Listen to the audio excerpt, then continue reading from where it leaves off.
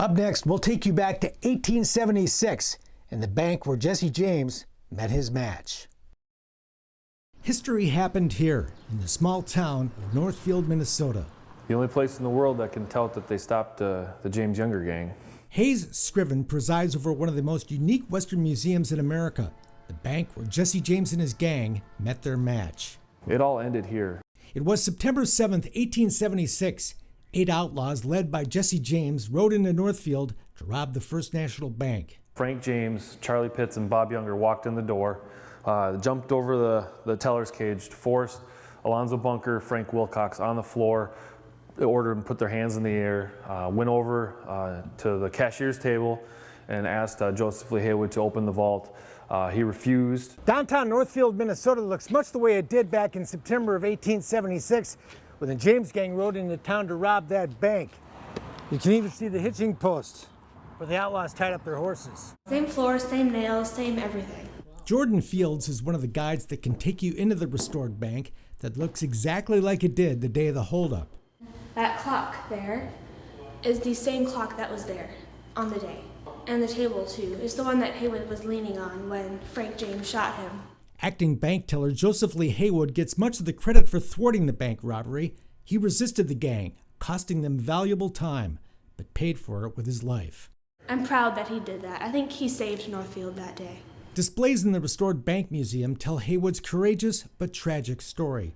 You can even see his entries into the bank register before the holdup and learn the minute-by-minute details of just what happened on that violent day. And the third and final group to get into position was made up of Jesse James, William Chadwell, and Jim Younger. Outlaw Clell Miller blocked the door to the bank, but he was spotted by J.S. Allen, who owned the hardware store next door, and sounded the alarm. Clell Miller decided to start a shoving match with J.S. Allen, and when it didn't go right, J.S. Allen was able to break free from Miller and yelling, "Get your guns, boys, they're robbing the bank." Henry Wheeler did just that. Today you can see the rifle he used to shoot and kill Miller and the pistol he carried for the rest of his life in case Miller's family came seeking revenge.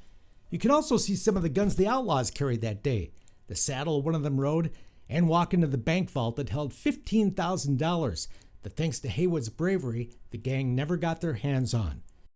They got away with just $26, but paid for it dearly.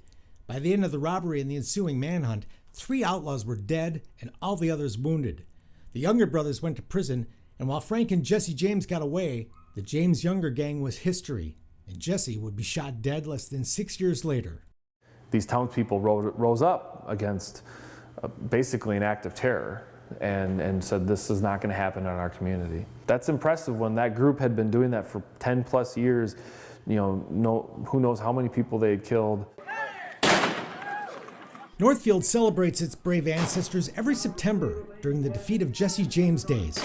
Horseback cowboys dressed just like the James Younger gang reenact the bloody bank robbery for huge crowds, and thousands tour the bank where that dramatic history happened and where the outlaws met their match.